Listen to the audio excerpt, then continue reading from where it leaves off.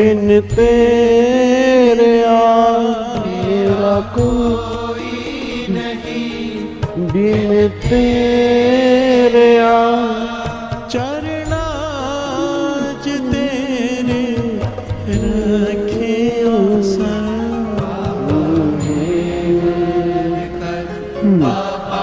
हाँ जी, very good morning, very good morning, very good morning. की हाल चाल मेरे यारों, मेरे दिलदारों, मेरे पिंडी, मेरे शिमला मिर्च कलर के बच्चों, क्या हाल चाल हैं? गुड मॉर्निंग सागर, गुड मॉर्निंग विद्या, गुड मॉर्निंग चाहत, गुड मॉर्निंग आस्था, गुड मॉर्निंग रामदेव, ईशा, ज्योत्सना, दीपू, मुस्कान, आलोक, हर्ष, वेरी गुड मॉर्निंग जी, वेरी गुड मॉर्निंग। क्या हाल चाल हैं आप सभी के?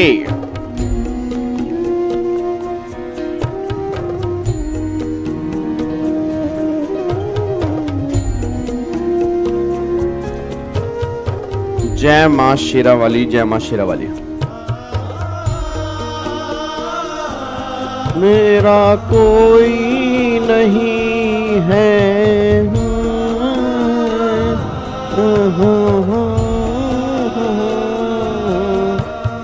हाँ जी, हाँ जी, हाँ जी, हाँ जी, हाँ जी, हाँ जी, हाँ जी, हाँ जी। कैसे हो सर जी? मैं बहुत बढ़िया हूं यार। तुम सब सुनाओ, तुम सब कैसे हो? देखो, तुम बढ़िया हो, मैं बढ़िया हूँ। तुम अच्छे हो, मैं अच्छा हूँ। तुम सही हो, मैं सही हूँ। तुम हंसते हो, मैं हंसता हूँ। तुम रोते हो तो मैं रोता तो नहीं हूँ, बट हंसता तो नहीं हूँ। ठीक है, और सुनाओ, तुम सब कैसे हो? बढ़िया, जिंदगी बढ़िया चल रही है? कोई दिक्कत, कोई परेशानी, कुछ भी हो तो प्लीज आप मुझे मत बताएं, क्योंकि आप अपनी परेशानी खुद सोल्व करें। ठीक है, खुद सोल्व करना सीखें परेशानी। क्या बात मेरी समझ में आ रही है? पक्का पक्का? कोनो दिक्कत तो ना है? चलो, बहुत बढ़िया मेरे यारों, बहुत बढ़िया। आ जाओ जी, फटाफट से आओ जी। तो इधर देखिए जनाब, इधर देखिए। अच्छा, कल आपको मैंने कुछ केस स्टडी दी थी। कल आपको मैंने कुछ केस स्टडी दी थी। पहले मेरे को वो बताओ, क्या वो केस स्टडी हो चुकी है? कल आपको मैंने डिस्प्यूट की डेफिनेशन की कुछ केस स्टडी आपको मैंने घर से करनी दी थी। क्या वो केस स्टडी आपने की है? फटाफट से बताओ मेरे को सारे बच्चे कमेंट करके, जल्दी कर दो कमेंट। नालायक, क्या हो गया? कमेंट आ ही नहीं रही है, क्या चक्कर है? अच्छा, हाँ। यस सर, महक कह रही है यस सर, ईशा कह रही है यस सर। बस दो ही बच्चों ने की है, बाकी सब नालायक बच्चे हैं क्या? बिल्कुल ही। ए एम, हाँ। सागर कह रहा है यस सर, की है सर जी। चलो, बहुत बढ़िया जी, वेरी गुड। चलो जी, इधर देखो ध्यान से। फिर मैं ये मान के चल रहा हूं कि आप सबने वो केस स्टडी कर ली है। उसको हम दोबारा से डिस्कस नहीं करेंगे, क्योंकि वो ऑलरेडी आपने कर ली है। तो जिन्होंने भी नहीं की है, उसका पीडीएफ मैंने ग्रुप में डाला हुआ था। अच्छा, अभी सुबह सुबह मैंने एक पीडीएफ और डाला है, जिसमें सारी केस स्टडी है क्लास नंबर 1 से लेके, मतलब अभी तक हमने जितनी भी केस स्टडी की है ना, वो सारी की सारी केस स्टडी उसके अंदर है। क्लास नंबर 1 से लेके आज वाली क्लास तक जितनी भी केस स्टडी है, वो सारी की सारी उसके अंदर है। ठीक है ना? तो जिनको भी पीडीएफ नहीं मिला, अगर सारे बच्चे ग्रुप में ऐड हैं, ऑब्वियस सी बात है, उस ग्रुप से आप पीडीएफ डाउनलोड कर लेना। बस ये बात ध्यान दो जी। ठीक है, चलो अब एक बार सारे के सारे बच्चे फटाफट से यहां पे आओ जी। अब आज वाली क्लास में क्या करना है? आज वाली क्लास में हमें मोटा मोटी 4 डेफिनेशन का हम टारगेट, 4 डेफिनेशन नहीं, वैसे 2 डेफिनेशन का आज हम टारगेट लेके चल रहे हैं। और ये दोनों डेफिनेशन बहुत इंपॉर्टेंट है, और इसमें से कंफर्म आपके एग्जाम में केस स्टडी बनेगी ही बनेगी। बस ये पर ध्यान दो, कंफर्म आपके एग्जाम में केस स्टडी बनेगी ही बनेगी। है नालायक बच्चा कह रहा क्लास नहीं है क्या? लिंक शेयर नहीं किया क्या मैंने? मतलब लिंक शेयर ना करो, बच्चा खुद नहीं आता क्या क्लास देखने? अनलिस्ट करके क्लास चल रही है क्या? एक तो ना कई बच्चे नालायक बहुत हैं। एक मिनट रुको, लिंक शेयर कर दो। जब पता है कि डेली 9 बजे क्लास होती है तो फिर मैसेज काहे कर रहे हो क्लास नहीं है? हैं? नालायक कहीं के। अब मैंने ग्रुप में डाल दिया।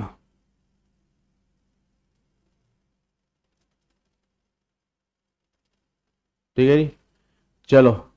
तो जो नालायक बच्चे बार बार ये पूछते हैं क्लास नहीं है, तो मैं उनको बता दूं भाई डेली 9 बजे क्लास होती है। कई बार मैं लिंक डालना भूल जाता हूँ। अब ये थोड़ा कि लिंक नहीं डाला तो क्लास नहीं है, क्लास तो होगी ना, आप आके देख सकते हो। यहाँ पे क्लास लाइव चल रही होगी। जब नहीं चल रही होगी तो आप मुझे मैसेज करना कि सर आज क्लास नहीं है क्या। ठीक है, जब चल रही है तो काहे मैसेज कर रहे हो क्लास नहीं है क्या। चलो जी, आओ जी, एक बार अब सारे के सारे बच्चे फटाफट से यहाँ पे आ जाओ, इधर देखो ध्यान से। तो आज मैंने कहा था 2 डेफिनेशन आज हम डिस्कस करेंगे, और ये दोनों डेफिनेशन बहुत इंपॉर्टेंट है आपके एग्जाम के लिए। इसमें से ये मान के चलो कि कंफर्म एक केस स्टडी बेस्ड क्वेश्चन जो है वो तुम्हारे एग्जाम के अंदर बन सकता है, चाहे वो सीआर वाला ईबीसी हो, चाहे वो इलेक्टिव वाला ईबीसी हो। इन दोनों में से कंफर्म एक क्वेश्चन तुम्हारे एग्जाम के अंदर बन सकता है। अब मैं किन 2 डेफिनेशन की बात कर रहा हूं, आई थिंक तुम समझ गए होंगे। एक डेफिनेशन जो मोस्ट इंपॉर्टेंट है वो हमारी डेफिनेशन है, दैट इज फाइनेंशियल क्रेडिटर किसे कहते हैं। ठीक है, एक डेफिनेशन तो ये बहुत इंपॉर्टेंट है, और दूसरी डेफिनेशन जो बहुत इंपॉर्टेंट है वो डेफिनेशन हमारी है कि फाइनेंशियल डेट किसे कहते हैं। क्योंकि पूरा का पूरा आईबीसी आप ये मान के चलो कि प्रैक्टिकल लाइफ में जो पूरा का पूरा आईबीसी है ना, वो इन्हीं दोनों के ऊपर है। मैं ये नहीं कह रहा कि ऑपरेशनल क्रेडिटर और ऑपरेशनल डेट वाले केस में आईबीसी लगता नहीं है, लगता है। बट 90% केसेस जो आईबीसी में खुलते हैं ना, वो इन दोनों के केसेस खुलते हैं, बस ये पर ध्यान दो। उसका ना सबसे बड़ा रीजन भी है। आपको मैंने क्या बोला कि आईबीसी में केसेस तब होंगे जब 1 करोड़ से ऊपर का डिफॉल्ट होगा। अब जो ऑपरेशनल डेट होता है, ऑपरेशनल डेट का मतलब क्या है? ऑपरेशनल डेट का मतलब होता है जो डे टू डे ऑपरेशन से रिलेटेड होता है।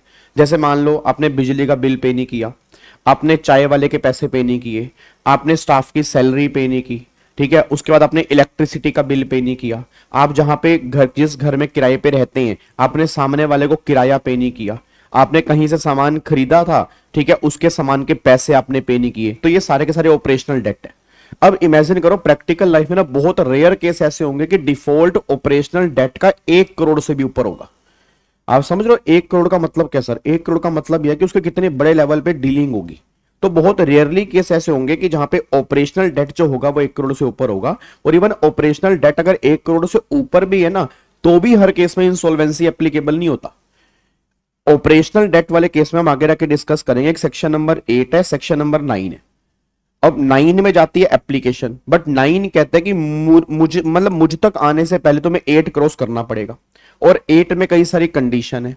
तो लोग 8 वाली कंडीशन सेटिस्फाइड ही नहीं कर पाते, इसलिए वो 9 में एप्लीकेशन डाल नहीं पाते। जबकि सेक्शन नंबर 7 जो हम डिस्कस करेंगे फाइनेंशियल क्रेडिटर वाला, जहां पे एप्लीकेशन जाती है, उस केस में ऐसा कुछ नहीं है। तो मतलब मैं कहना चाह रहा हूं कि 90% जो प्रैक्टिकल लाइफ में तुम बड़ी बड़ी कंपनी के केसेस सुनोगे ना, वो जो इंसॉल्वेंसी में गई हैं, वो ऑब्वियस सी बात है वो ऑपरेशनल डेट के लिए नहीं गई, वो फाइनेंशियल डेट के लिए गई है। तो इसलिए दोनों डेफिनेशन बहुत इंपॉर्टेंट बन जाती हैं कि what is the meaning of financial creditor और what is the meaning of financial debt. इसलिए दोनों डेफिनेशन जो है बहुत इंपॉर्टेंट है, रिवाइज करनी चाहिए। आओ जी, अब एक बार फटाफट से यहाँ पे रिवाइज करना स्टार्ट करते हैं। तो सबसे पहला पॉइंट यहाँ पे निकल के आ रहा है फाइनेंशियल क्रेडिटर। अच्छा, फाइनेंशियल क्रेडिटर पहले मैं बताऊं नॉर्मल क्रेडिटर क्या होता है। क्रेडिटर का मतलब होता है जिससे हमने पैसा उधार लिया होता है। क्रेडिटर का मतलब होता है जो हमारा लेनदार है। क्रेडिटर का मतलब होता है जिसको हमें पैसे देने हैं। मतलब अगर मान लो तुमने, ध्यान रखना, तुमने मुझे 100 रुपए उधार दिए, तो तुम मेरे क्रेडिटर हो, मैं तुम्हारा डेटर हूं। भाई तुमने मुझे 100 रुपए दिए तो मुझे तुम्हें 100 रुपए देने हैं, तुम मेरे क्रेडिटर बन गए, मैं तुम्हारा डेटर बन गया, बात बस इतनी सी है।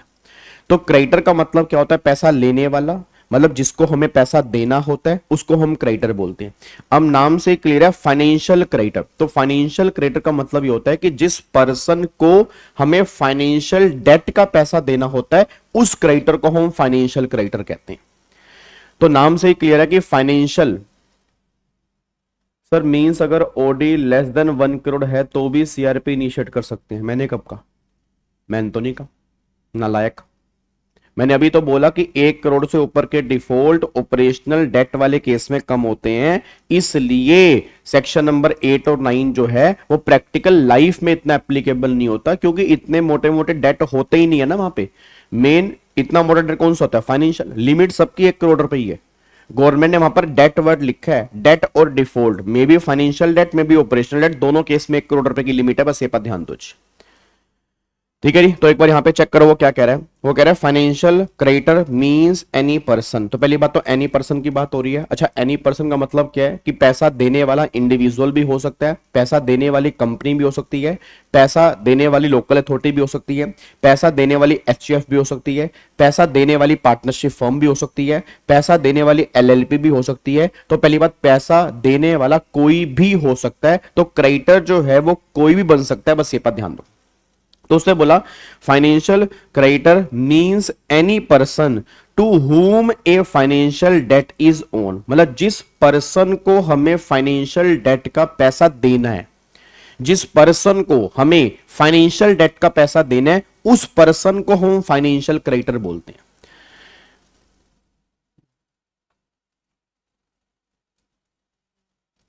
सर अगर ओसी में 1 करोड़ से कम है तो क्या फिर ओसी सीआरपी नहीं कर सकता क्या? यार एक बात मेरे को बताओ पहले तो, अब ना तुम सुबह सुबह नलायकों वाली बात कर रहे हो, बिल्कुल पहली बार आईबीसी पढ़ रहे हो क्या? यार रिवीजन करने को तो पता है क्या लग रहा है। कल एक बच्चे का मैसेज आया, सर थोड़ा सा ना और डिटेल में कराओ, मैं पहली बार ही क्लास देख रहा हूं, मैं तो आपकी क्लास का सहारा है, तो 80 लेक्चर यूट्यूब पे डाल देता हूं, काम खत्म। जो रेगुलर वाले हैं 80 यूट्यूब पे डाल देता हूँ, ठीक है, आराम से रेगुलर बैच भी यूट्यूब पे आ जाएगा तुम्हारा। बस चले, तुम पता क्या बोलो, सारा दिन यूट्यूब पे बैठ रहा होगा बस। सर क्या तुम्हारा परिवार परिवार हमारा देखो, आप हमारी सोचोगा बस, हम तो आपके सहारे।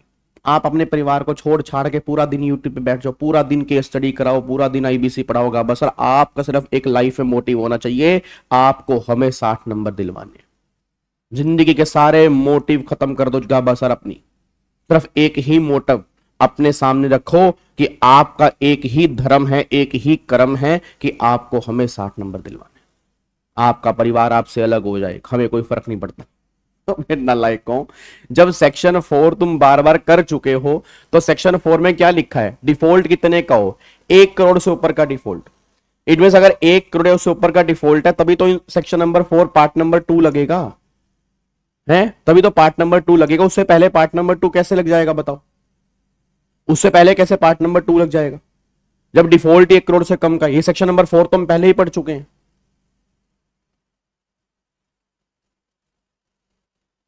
नालायक, इधर देखो ध्यान से ना। अब यहां पे एक बार चेक करना, तो वो कह रही थी financial creditor means any person. हाँ जी, financial creditor means any person to whom a financial debt is owed and include, मतलब पहली बात तो समझ लो, जिस पर्सन को हमें फाइनेंशियल डेट का पैसा देना है, जिस पर्सन को हमें फाइनेंशियल डेट का पैसा देना है, वो पर्सन जो है वो फाइनेंशियल क्रेडिटर बन जाएगा। अच्छा यहां पे ना एक पॉइंट और लिखा है, कह रहा है and includes a person to whom such debt has been legally assign और ट्रांसफर टू। इसका मतलब क्या है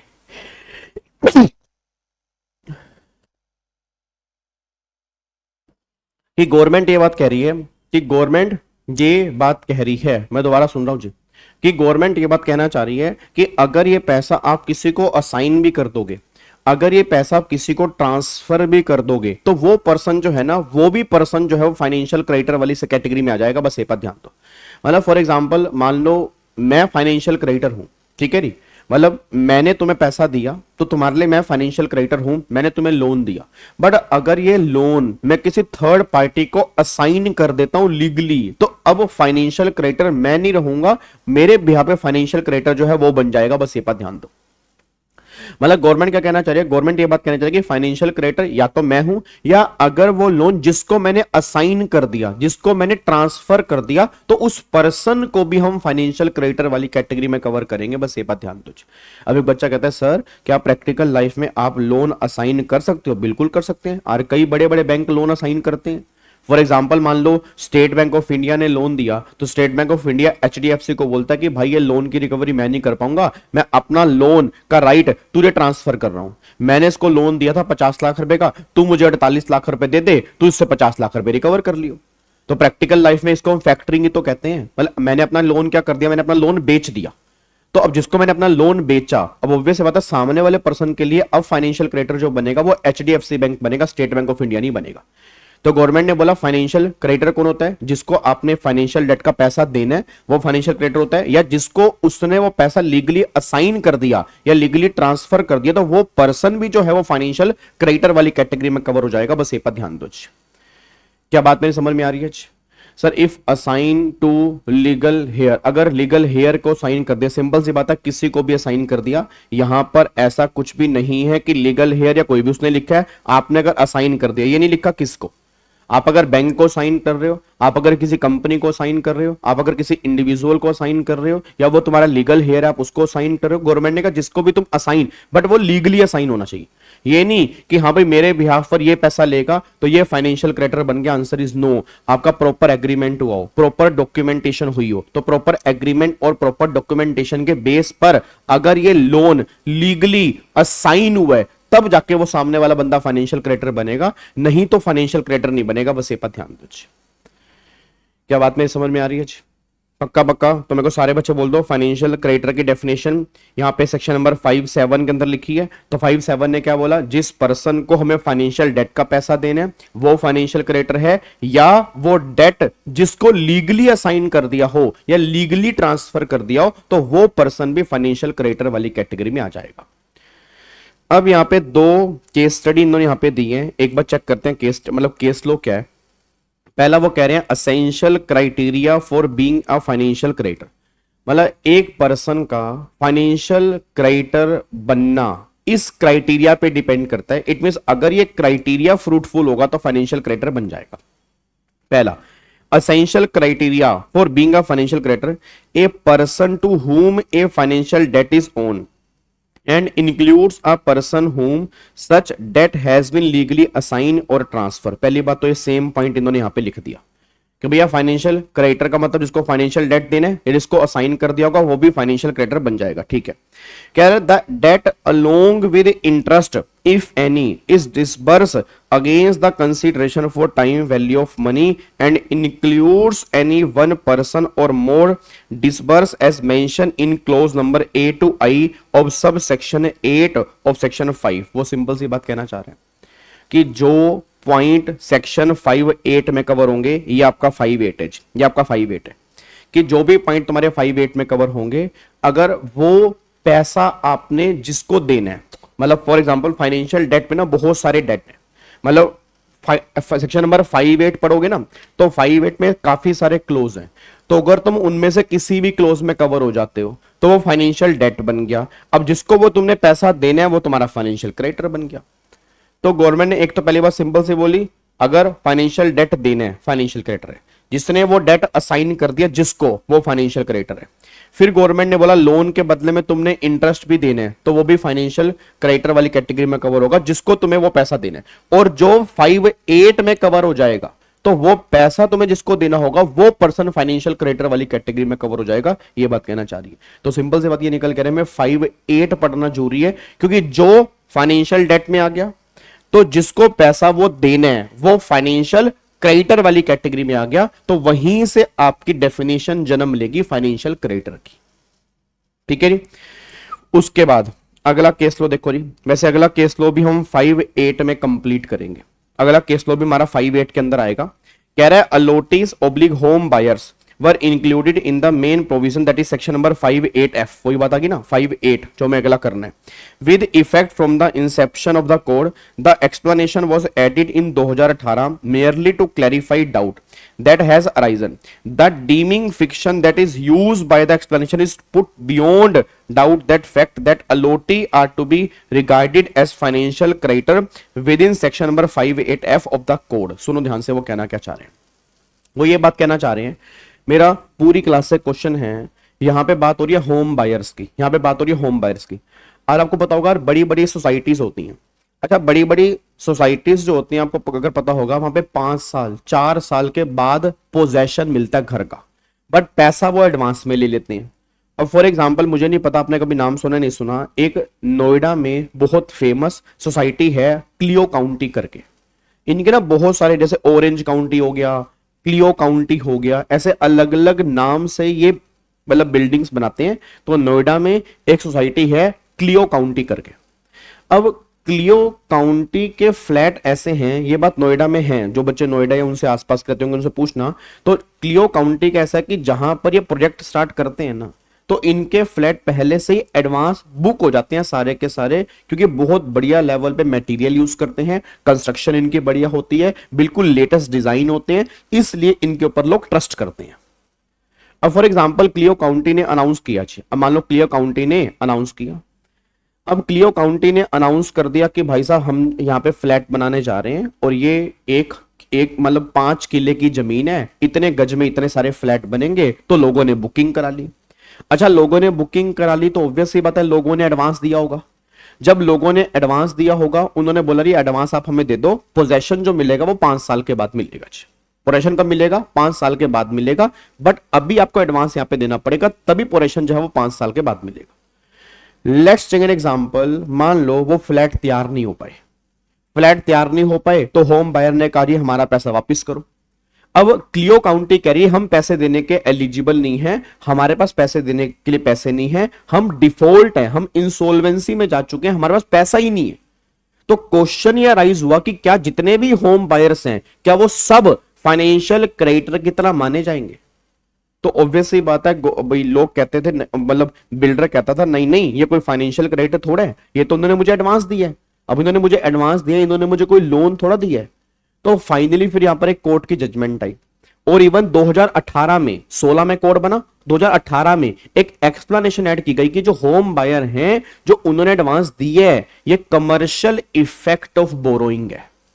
मतलब एक तरह से ये बोरोइंग की तरह ही है जो क्लियो काउंटी वाले को मिला। एक बात तो, अब ये जो एडवांस आ गया, ये एडवांस अपने बिजनेस में यूज नहीं करेगा, फिर इसको यूज करके पैसे नहीं कमाएगा, तो गवर्नमेंट ने एक तरह का लोन ही तो है, एक तरह से उसकी वर्किंग कैपिटल ही तो है। भाई इतना सारा इकट्ठा एडवांस आ गया, उसको वो अपने बिजनेस में लगा रहा है, तो उसको लोन लेने की रिक्वायरमेंट क्या है? उन्होंने जितने भी होम बायर हैं उन्होंने उसको लोन दे दिया, तो इसको लोन की तरह ही ट्रीट किया जाए, ये 2018 में एक्सप्लेनेशन आई। फिर उसके बाद 2019 में एक जजमेंट आई सुप्रीम कोर्ट की, तो सुप्रीम कोर्ट ने कहा कि होम बायर जो 18 में एक्सप्लेनेशन आई ना, वो जस्ट क्लैरिफिकेशन है, मतलब होम बायर एक्चुअल में स्टार्टिंग से ही इसमें ऐड माने जाएंगे। मतलब जब से कोड बना तब से आप ये मान के चलो कि होम बायर जो है वो फाइनेंशियल क्रेडिटर हैं। 18 में तो एक्सप्लेनेशन आई है, और एक्सप्लेनेशन मतलब क्लैरिफिकेशन, क्लैरिफिकेशन मतलब जो चीज पहले थी उसको हमने क्लैरिफाई कर दिया अलग से, ये सुप्रीम कोर्ट कहना चाह रहा है। तो सिंपल सी बात, ये बात ध्यान देना कि जितने भी होम बायर्स होते हैं वो भी एक तरह के फाइनेंशियल क्रेडिटर ही ट्रीट किए जाते हैं। तो जो उन्होंने पैसा एडवांस में दिया है सामने वाली कंपनी को, उस पैसे को फाइनेंशियल डेट के रूप में माना जाएगा, और सामने वाले होम बायर जो हैं वो फाइनेंशियल क्रेडिटर के रूप में माने जाएंगे। बस ये पर ध्यान दो। क्या बात में समझ में आ रही है? सर 100 मेंबर और 10% ऑफ टोटल वो हम आगे रख के करेंगे, ठीक है ना। वो जब हम वो करेंगे ना एप्लीकेशन डालने वाला पॉइंट कि कितने लोग एप्लीकेशन डाल सकते हैं, वो सारी बातें वहां पर है। अभी हम ये डिस्कस कर रहे हैं कि कौन फाइनेंशियल क्रेडिटर वाली कैटेगरी में आएगा। अब अगर ये इतने सारे होम बायर हैं, मान लो होम बायर 1000 होम बायर हैं, मान लो 500 होम बायर हैं, मान लो 2000 होम बायर हैं, अब इतने सारे लोग एप्लीकेशन तो अलग अलग नहीं डालेंगे, तो फिर गवर्नमेंट वहां पर कहते हैं कि वहां पे ना जॉइंट एप्लीकेशन भी डालनी पड़ेगी। अब जॉइंट एप्लीकेशन कम से कम कितने होम बायर होने चाहिए, तो वो सारी बातें आपके सेक्शन नंबर 7 के अंदर आएंगी। बस ये पर ध्यान दो। सर असाइन कभी भी होगा तो चलेगा बिफोर डिफॉल्ट, और अब ऑब्वियस सी बात है बिफोर डिफॉल्ट होना चाहिए, ठीक है ना। ऑब्वियस सी बात है बिफोर डिफॉल्ट होना चाहिए वैसे तो कायदे से, बट अगर आपने डिफॉल्ट करने के बाद अगर असाइन कर दिया तो भी गवर्नमेंट कह रही कोई दिक्कत वाली बात नहीं, वो बंदा फाइनेंशियल क्रेडिटर ही बनेगा। बट नॉर्मली आप खुद समझो, नॉर्मली डिफॉल्ट करने के बाद ना कोई असाइनमेंट होता नहीं है, क्योंकि फिर उसमें आपको नुकसान बहुत ज्यादा होता है। आप समझो जैसे मान लो 50 लाख का लोन है, अभी तो मैं इसको सेल कर दूंगा 48 लाख में। अब अगर मान लो मैं देने के लायबल नहीं हूं, तो सामने वाला बंदा बोलेगा भाई तू देने के लायबल नहीं है, तू कह रहा है कि मैं तेरे बिहाफ पे दे दूं, मैं कोई तेरा गारंटर थोड़ा हूं। भैया कोई गारंटर थोड़ा है। फिर वो पता क्या बोलेगा, हाँ ठीक है ऐसा कर कि ये लोन मुझे असाइन कर दे फॉर एग्जाम्पल 25 लाख में, ठीक है मैं तेरे को 25 लाख रुपए दूंगा जी, ठीक है ना। तो प्रैक्टिकल लाइफ में बहुत हैवी नुकसान होता है डिफॉल्ट के बाद। तो नॉर्मली जो असाइनमेंट होता है वो डिफॉल्ट से पहले होता है। यहां पे लॉ में कहीं नहीं लिखा कि असाइनमेंट होना कब चाहिए, बट अगर तुम प्रैक्टिकली सोचोगे तो डिफॉल्ट के बाद बहुत हैवी नुकसान झेलना पड़ेगा, बस ये बात ध्यान दो जी। ठीक है जी, चलो अब अगले पॉइंट पर आओ जी। अब यहां पे आ जाओ, सबसे मेन पॉइंट ये है कि फाइनेंशियल डेट में क्या क्या आएगा, ये सबसे मेन डेफिनेशन है। अब मैं आपको बता दूं, इस डेफिनेशन के ऊपर टोटल कम से कम मैं कह रहा हूं मैंने 12 से 13 केस स्टडी ड्राफ्ट की हैं, ज्यादा भी हो सकती हैं, 12 से 13 केस स्टडी ड्राफ्ट की हैं। तो कल जब हम मिलेंगे ना, कल हम सुबह जब मिलेंगे 9 बजे, तो कल की क्लास में हमें सिर्फ केस स्टडी करनी है।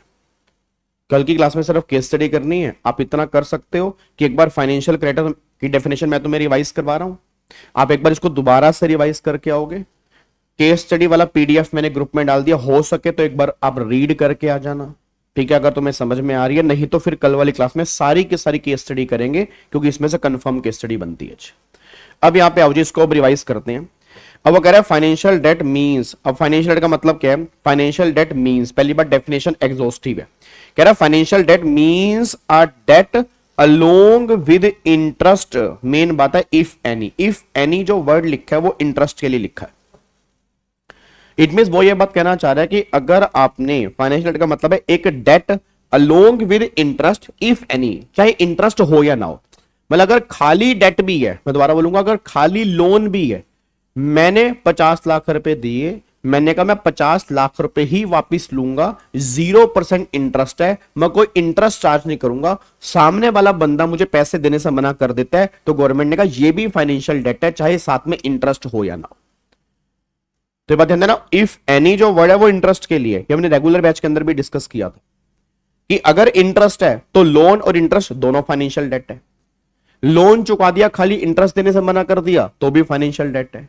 इंटरेस्ट कह रहा है मैं दे दूंगा, लोन नहीं दूंगा तो भी फाइनेंशियल डेट है। इंटरेस्ट है ही नहीं, खाली लोन है तो भी फाइनेंशियल डेट है। तो लोन और इंटरेस्ट ये दोनों के दोनों फाइनेंशियल डेट वाली कैटेगरी में आएंगे। तो उसने बोला financial debt means a debt along with interest if any which is disburse. Disburse का मतलब होता है ये पैसा तुमने दे दिया, मतलब ओरल कम्युनिकेशन नहीं है कि मैं तुझे 50 लाख रुपए दूंगा, तू मुझे जब वापस करेगा वो 51 लाख वापस करेगा। गवर्नमेंट ने कहा ये फाइनेंशियल डेट नहीं है, बात तो में बात चल रही है। और वादे तो तुम पता ही है, वादे कितने बड़े बड़े वादे कर लेते हो, ठीक है ना। वादे तो तुमने कईयों से किए होंगे और कईयों के वादे तुमने तोड़े भी होंगे कि तेरे लिए मैं चांद तारे तोड़ लाऊंगा। तो वादों की बातें नहीं चल रही यहां पर। डिसबर्स मतलब पैसा उसके अकाउंट में क्रेडिट हो जाना चाहिए, तब फाइनेंशियल डेट माना जाएगा। अगर जब तक क्रेडिट नहीं हुआ, लोन देने का प्रोमिस कर लिया, कमिटमेंट कर लिया, तो वो लोन फाइनेंशियल डेट वाली कैटेगरी में कवर नहीं होगा, क्योंकि पैसा अभी आपने डिसबर्स नहीं किया। आप जब बैंक से लोन लेते हो तो डिसबर्समेंट होती है ना, ये नहीं कि लोन सैंक्शन हो गया तो लोन सैंक्शन हो गया। सैंक्शन होने पे फाइनेंशियल डेट नहीं बनता, डिसबर्समेंट होने पे फाइनेंशियल डेट बनता है, बस ये पर ध्यान दो। क्या बात मेरी समझ में आ रही है? क्या आपको बात मेरी समझ में आ रही है? पक्का ना? तो सिंपल सी बात ये निकल के आ रही है कि गवर्नमेंट कह रही है लोन, जो लोन होता है ना लोन, तो लोन लेने से फाइनेंशियल डेट की बात नहीं होती, ठीक है ना। लोन लेने से नहीं, आपको डिसबर्समेंट करनी पड़ेगी। अगर डिसबर्समेंट हो चुकी है तब फाइनेंशियल डेट वाली कैटेगरी में कवर होगा। अगर डिसबर्समेंट नहीं हुई है तब फाइनेंशियल डेट वाली कैटेगरी में कवर नहीं होगा। एक्चुअल, बिल्कुल सही बात है, एक्चुअल डिसबर्समेंट इज नीडेड। तुम्हारे अकाउंट के अंदर पैसा क्रेडिट हो चुका हो तब फाइनेंशियल डेट में आएगा। तो उसने बोला जी financial debt means a debt along with interest if any which is disbursed against the consideration. इसके बदले में तुम्हें कंसीडरेशन भी मिलना चाहिए for the time value of money. अब तुम सब जानते हो टाइम वैल्यू ऑफ मनी का मतलब क्या होता है, कि जो टाइम मैं तुम्हें दे रहा हूं उसकी वैल्यू तुम मुझे दोगे। अच्छा, अब ना कई बार ये लोग सोचते हैं कि यहां पे इंटरेस्ट की बात हो रही है। नहीं, इंटरेस्ट की बात तो पहले ही हो चुकी है।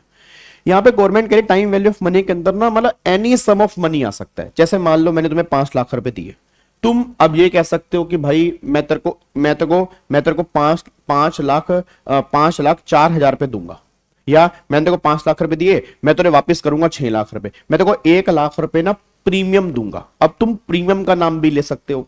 मैं तेरे को 1 लाख रुपए प्रोसेसिंग फीस दूंगा, प्रोसेसिंग फीस का नाम भी ले सकते हो। मैं तेरे को 1 लाख रुपए की रॉयल्टी दूंगा, रॉयल्टी का नाम भी हो सकता है। मैं तेरे को 1 लाख रुपए इंटरेस्ट दूंगा, इंटरेस्ट का नाम भी हो सकता है। मैं तेरे को 1 लाख रुपए एडिशनल पैसा अपनी तरफ से दूं। मतलब गवर्नमेंट ये बात कहना चाह रही है भैया टाइम वैल्यू ऑफ मनी। मतलब सिंपल सी बात ये निकल के आ रही है कि अगर आपने कोई पैसा डिसबर्स किया है for the consideration of time value of money, तो वो फाइनेंशियल डेट वाली कैटेगरी में कवर हो जाएगा। अभी बच्चा कहता है सर बट आपने जो कहा था खाली अगर लोन भी हो, खाली अगर लोन भी हो और मतलब साथ में कोई टाइम वैल्यू ऑफ मनी ना हो, तो खाली अगर लोन हो तो आपने तो बोला वो फाइनेंशियल डेट आता है। मैंने कहा बोला, बट सर आपने यहां पर ये बोला कि टाइम वैल्यू ऑफ मनी होना जरूरी है। अगर मैं डेफिनेशन को पढ़ूंगा बिल्कुल जरूरी है, बट बहुत सारी जजमेंट्स ये बात कहती हैं कि अगर सिर्फ डेट भी है, अगर बदले में कंसीडरेशन नहीं भी है, तो भी वो डेट फाइनेंशियल डेट वाली कैटेगरी में आएगा। और अब खुद इमेजिन करो, मैं अगर ऐसा होगा तो फिर तो मैं अगर मान लो किसी को लोन दे रहा हूं, उससे बदले में कुछ चार्ज नहीं कर रहा, वो सामने वाला बंदा देने से मना कर गया, मैं तो मारा गया ना। आप समझना बहुत सारे लोग ऐसे होते हैं जो फ्री रेट ऑफ इंटरेस्ट में लोन देते हैं। अब जो बहुत सारे लोग हैं जो फ्री रेट ऑफ इंटरेस्ट में लोन दे रहे हैं, उनका क्या होगा भाई?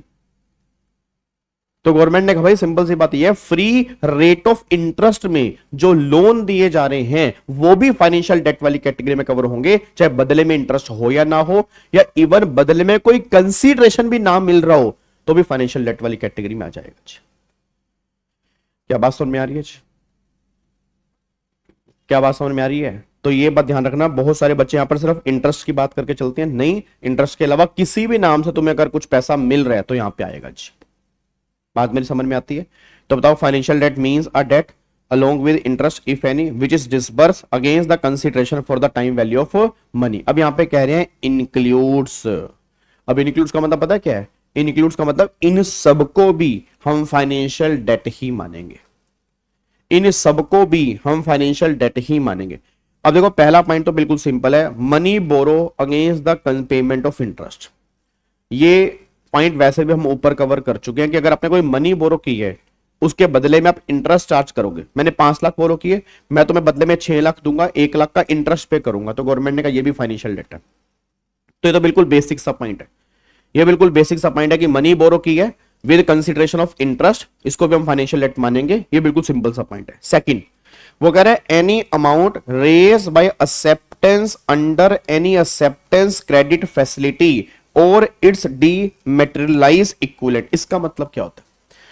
इसका मतलब ये होता है कि आपने कोई पैसा रेज किया बैंक से एक्सेप्टेंस क्रेडिट फैसिलिटी के बेस पे। अब मैं तुम्हें कैसे समझाऊं? एक्सेप्टेंस क्रेडिट फैसिलिटी का मतलब ये होता है कि सर जैसे मान लो मैंने किसी को सामान बेचना है, अब मैंने उधार में सामान बेचना है, वो क्लाइंट बहुत मोटा है और उधार में सामान बेचना है, उस क्लाइंट को मैं मना नहीं कर सकता, बट मेरे पास पैसे ही नहीं है। तो मैं बैंक के पास जाऊंगा, बैंक को मैं एक वादा करूंगा कि बैंक आप प्लीज मेरे को पैसे उधार दे दो और मैं तुम्हें 90 दिन के बाद ये पैसा वापस कर दूंगा। मैं कोई लोन नहीं ले रहा बैंक से, जैसे होता नहीं ओवरड्राफ्ट लिमिट होती है एक तरह की, ओडी लिमिट जो होती है।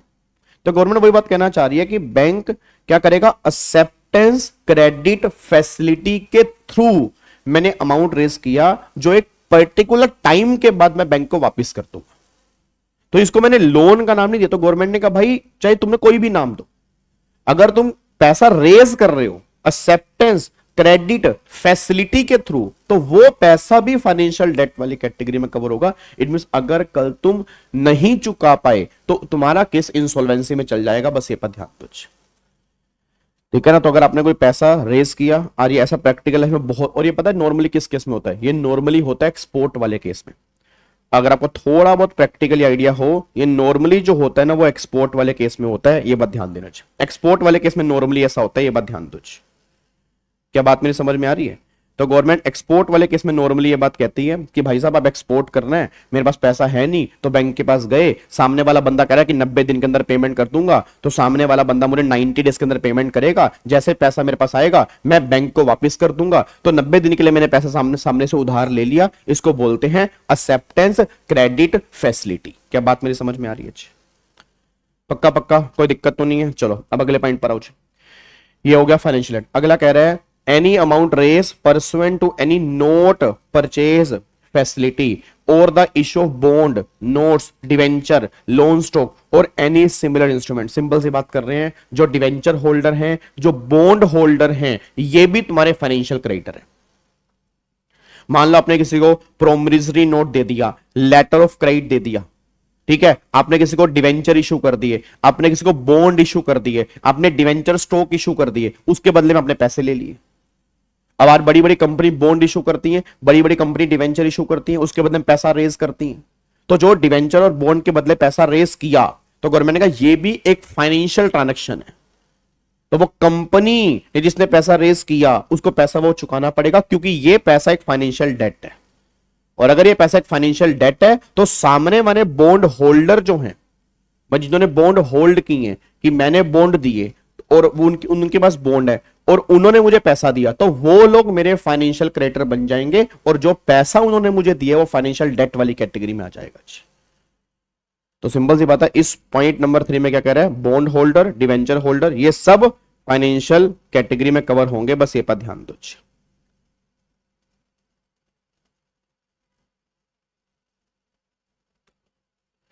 डन जी, क्या इसको लॉक कर सकते हैं जी?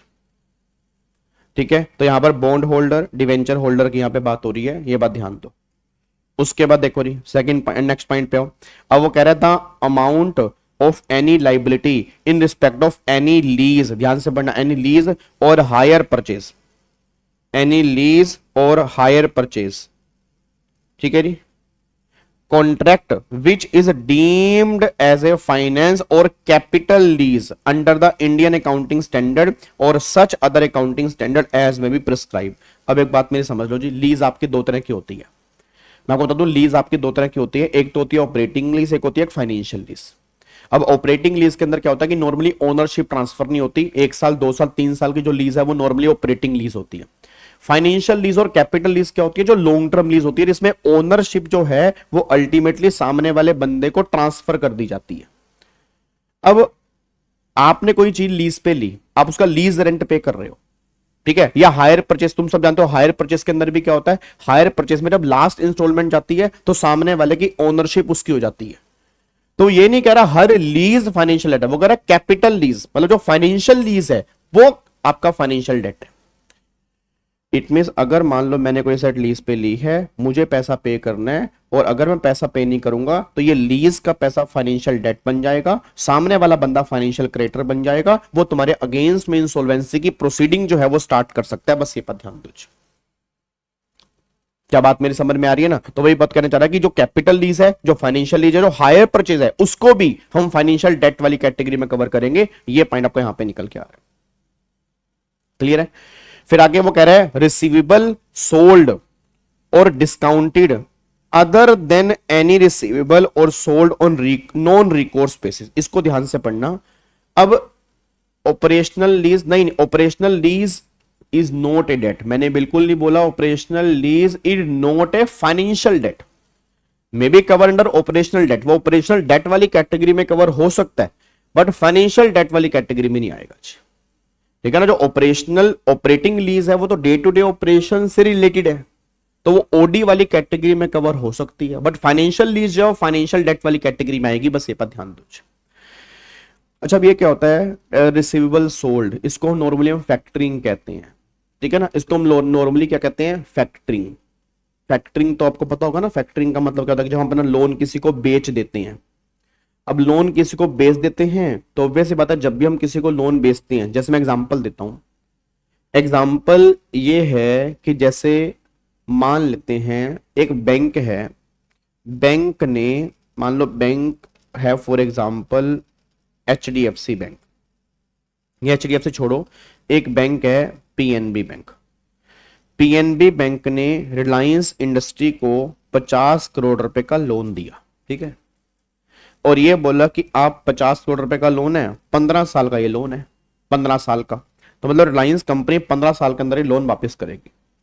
बट PNB बैंक को अभी पैसा अर्जेंट में चाहिए, कोई और प्रोजेक्ट आ गया।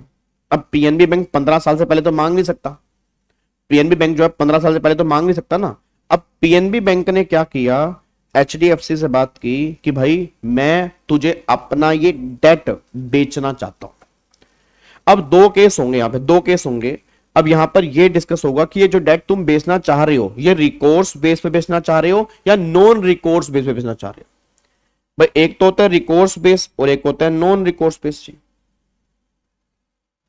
है ना। एक तो होता है रिकोर्स और एक होता है नॉन रिकोर्स बेस। अब रिकोर्स का मतलब क्या होता है, जैसे मान लेते हैं कि पीएनबी ने अपना डेट बेच दिया एचडीएफसी को, एचडीएफसी को बेच दिया कि तुम रिकवर कर लेना।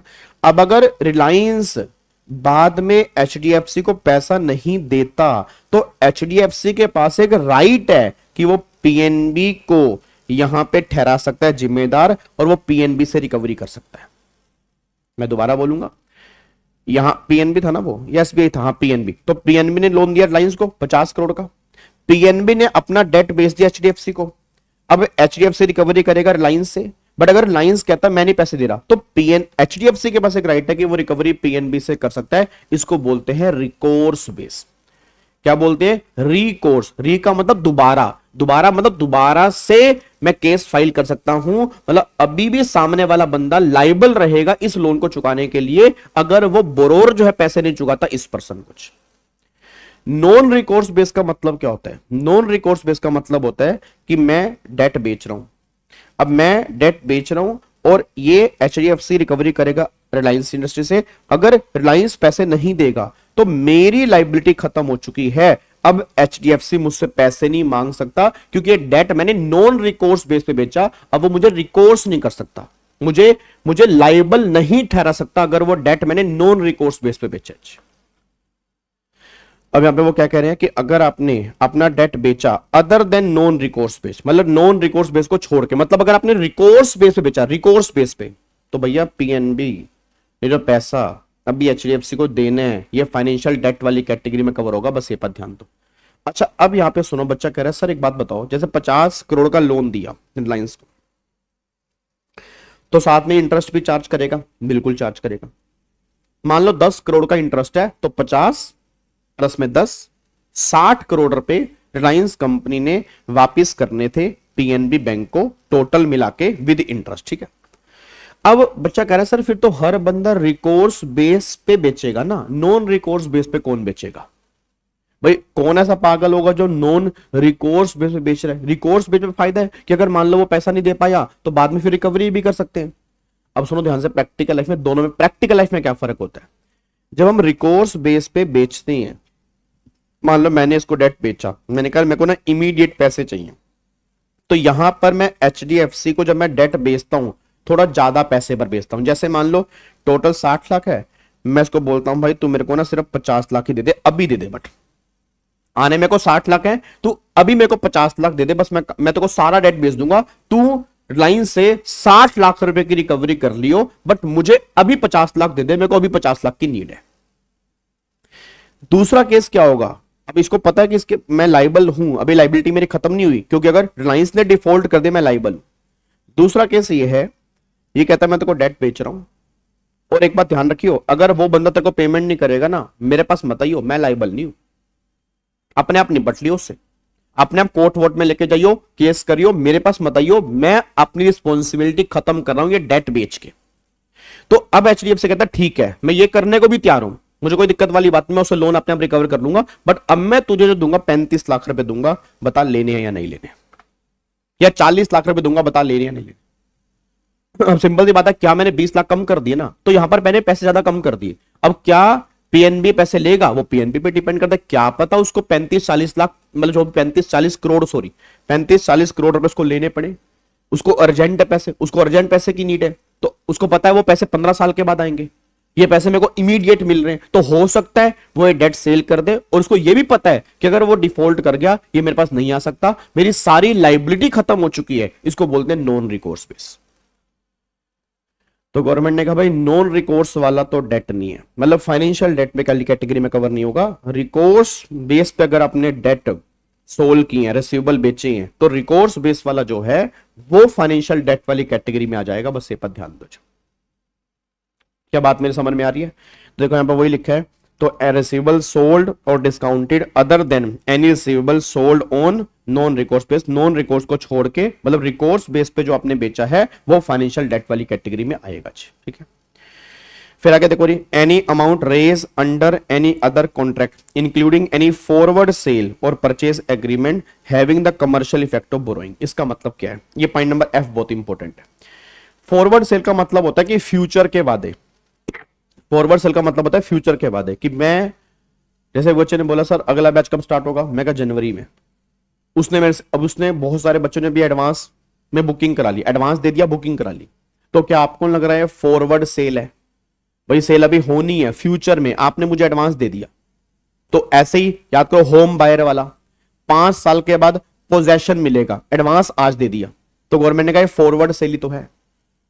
तो अगर फॉरवर्ड सेल है और फॉरवर्ड सेल की वजह से कोई लाइबिलिटी क्रिएट हो रही है, मतलब अगर उसने मुझे एडवांस दिया और मैं कल मान लो ये सर्विस नहीं दे पाता, तो मैं जो हूं, मैं पर्सन जो हूं, मैं बन जाऊंगा उसका डेटर, वो बन जाएगा फाइनेंशियल क्रेडिटर, और ये पैसा बन जाएगा फाइनेंशियल डेट, ये पैसा मेरे को वापस करना पड़ेगा। बस ये पर ध्यान दो। तो यार प्रैक्टिकल लाइफ में कई बार ऐसा होता है कि भैया 1 साल के बाद में तो मैं इतने किलो सप्लाई करूंगा, 6 महीने तक, 6 महीने, जैसे यार एक बात बताओ, आज अगर आप महिंद्रा की गाड़ी बुक करा रहे हो तो महिंद्रा वाले कहते हैं कि गाड़ी 6 महीने के बाद मिलेगी, बट पैसे भी देने पड़ेंगे, एडवांस भी देना पड़ेगा। तो फॉरवर्ड सेल ही तो है यार, गाड़ियों की प्री बुकिंग नहीं हो रही, तो गाड़ियों की जो प्री बुकिंग हो रही है तो वो सारी फॉरवर्ड सेल ही तो है। तो फॉरवर्ड सेल गवर्नमेंट ने बोला फाइनेंशियल डेट वाली कैटेगरी में कवर हो जाएगा, वो यहीं पर कहना चाह रहे हैं। और देखो एक्सप्लेनेशन जी, वही any amount raise from allottee under a real estate product shall be deemed to be an amount having the commercial effect of borrowing, तो ये भी फाइनेंशियल डेट वाली कैटेगरी में आएगा जी। क्या बात मेरी समझ में आ रही है? पक्का पक्का जी। तो ये हमारा फाइनेंशियल डेट वाली कैटेगरी में कवर हो जाएगा अगर कोई फॉरवर्ड सेल और परचेस एग्रीमेंट तुम्हारा यहां पे निकल के आ रहा है। डन, लॉक कर सकता हूं। अब अगले पॉइंट पर आओ। फिर वो कह रहा है point number g, any derivative transaction entered into in connection with protection against the benefit from fluctuation in any rate और price and the calculating the value of any derivative transaction only the market of such transaction shall be taken into account। इसका मतलब क्या? वो कह रहा है derivative transaction जो है ये भी तुम्हारा फाइनेंशियल डेट है।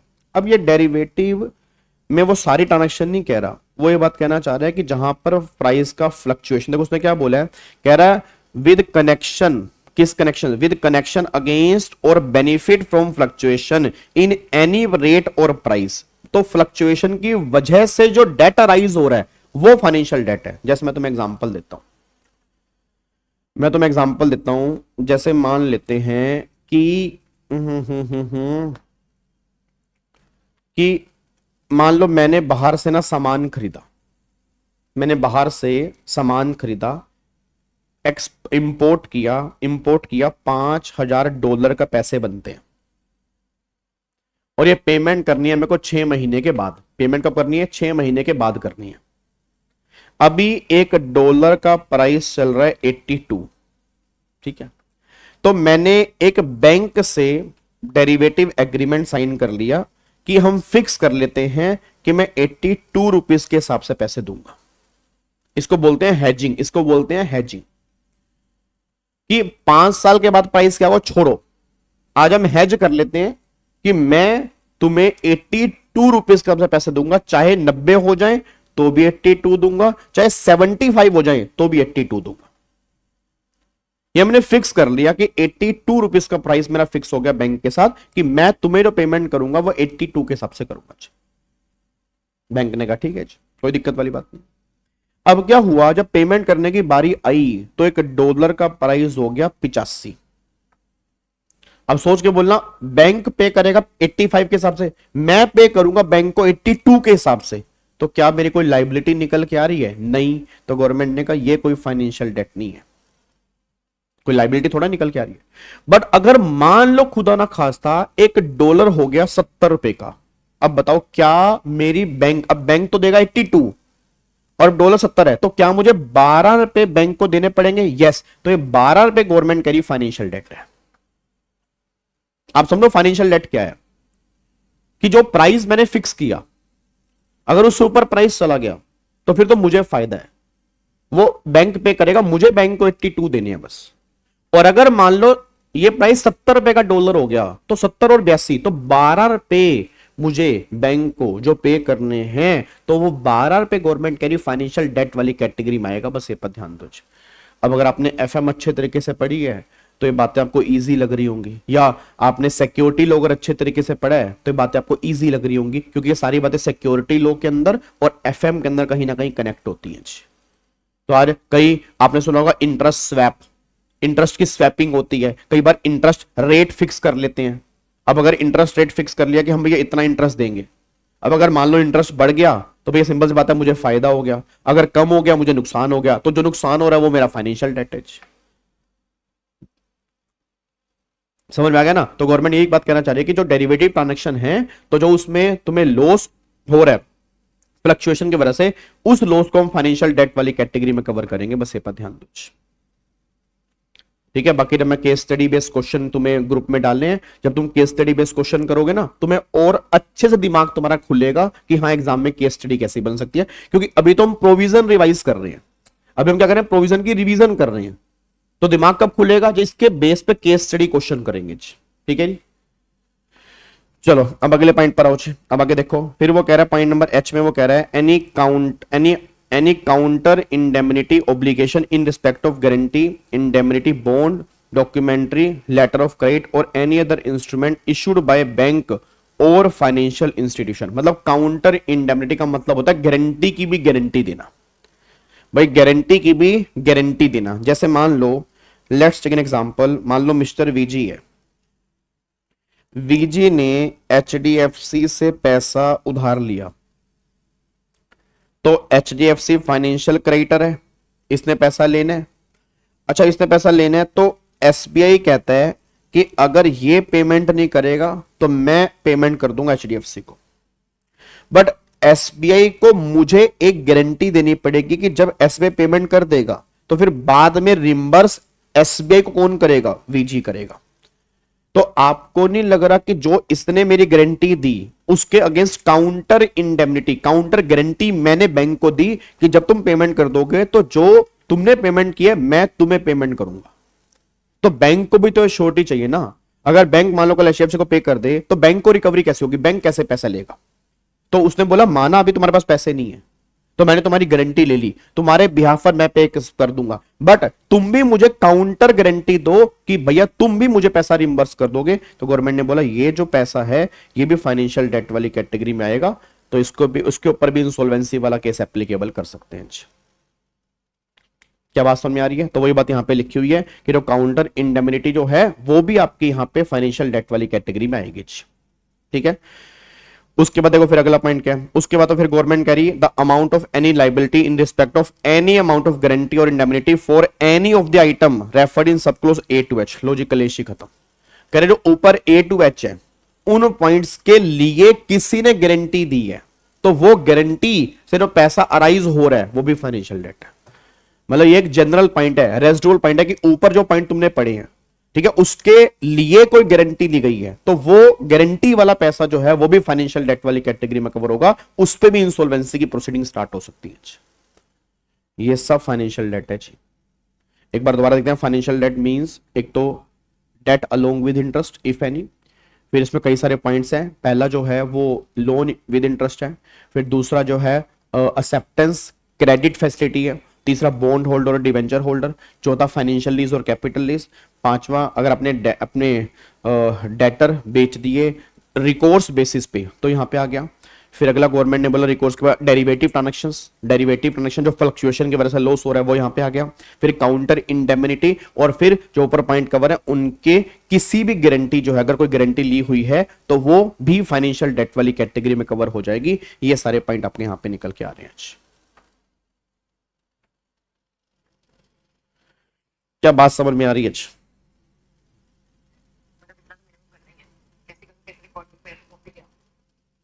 हाँ जी बोलो।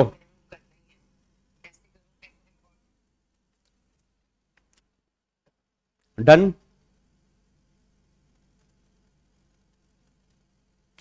Done done done done done done done done done lock कर दो जी। चलो अब यहां पे देखो जी तीन केस तो यहां पे दे रखे हैं जी। अब यहां पे तीन केस लो यहां पे दे रखे हैं, ये तीन केस लो हैं, एक ये है, एक ये है और एक ये है। ये तीन केस लो यहां पे दे रखे हैं, एक, दो और तीन। अब सुनो ध्यान से, सुनो, ये तीन केस लो मैं तुम्हें पढ़ा नहीं रहा, क्योंकि मैं तुम्हें पढ़ा दूंगा ना फिर सारा सस्पेंस खत्म हो जाएगा, क्योंकि फिर मजा ही नहीं आएगा। है तो 2 मिनट के, ये तो बिल्कुल ही आसान है। मेन जो केस है, एक तो ये केस है और एक ये वाला केस है। तो मैं तुम्हें काम दे रहा हूं, ये 2 केस लो, आपने पढ़ने हैं, खुद समझने हैं। इसके बेस पर मैंने केस स्टडी बेस्ड क्वेश्चन बनाए हुए हैं, इसके बेस पर मैंने केस स्टडी बेस्ड क्वेश्चन बनाए हुए हैं, जो मैंने आपको पीडीएफ दी है। तो एक बार खुद थोड़ा इनसे लड़ना, और ना एकदम, मैं दोबारा कह रहा हूं, कई बच्चे बहुत जल्दी हिम्मत छोड़ देते हैं। ठीक है, मैंने कहा ना आजकल एआई का जमाना है, आजकल चैट जीपीटी का जमाना है। ठीक है, बहुत सारे बच्चे देखता हूं आप नहीं समझ पा रहे, आप क्या ब्लंडर मिस्टेक कर रहे हैं। तो बहुत सारे बच्चे क्या करते हैं, क्वेश्चन समझ में नहीं आया, चैट जीपीटी में डाल दिया, उसको बोला सिंपल लैंग्वेज में समझा। वहां तो चैट जीपीटी तुम कर रहे हो, पेपर में चैट जीपीटी अलाउड नहीं है, पेपर में तुम्हें कोई जेमिनी वेमिनी अलाउड नहीं है। मैं इसलिए कह रहा हूं, बहुत सारे बच्चे मैं देखता हूं सर क्लास के अंदर ही, फेस टू फेस क्लास के अंदर ही भाई बच्चा कलाकारी करता है। मैं कोई प्रैक्टिकल क्वेश्चन दे रहा हूं, उसको चैट जीपीटी में डाल के बोल रहे हैं यार समझाइए थोड़ा सा, इसको थोड़ा सिंपल भाषा में समझा, वो तो समझा देगा भाई, वो तुम्हारे पेपर में साथ थोड़ा जाएगा। ये बात समझ लेना, क्योंकि क्वेश्चन तुम्हें खुद ही लड़ना पड़ेगा सर। बात समझ में आ रही है? तो ये नहीं कि आप इतने डिपेंडेंट हो जाओ किसी इंस्ट्रूमेंट के ऊपर कि तुम्हारा रिजल्ट ही बिल्कुल जीरो हो जाए।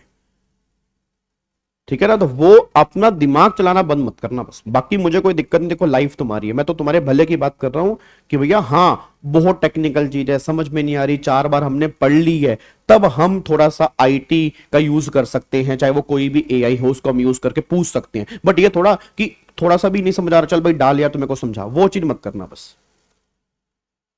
क्या बात समझ में आ रही है? ठीक है जी। फाइनेंशियल पोजीशन, बच्चा कह रहा है फाइनेंशियल पोजीशन बता दो क्या होता है। फाइनेंशियल पोजीशन की डेफिनेशन पहली बात तो हमारे किसी काम की नहीं है, फाइनेंशियल पोजीशन की डेफिनेशन हमारे किसी काम की नहीं है। ठीक है, यहां से अब मैं आपको बता दूं, सारी डेफिनेशन नहीं करनी भाई, सारी डेफिनेशन नहीं करनी, जो जो इंपॉर्टेंट डेफिनेशन है वो हम सारी कर लेंगे।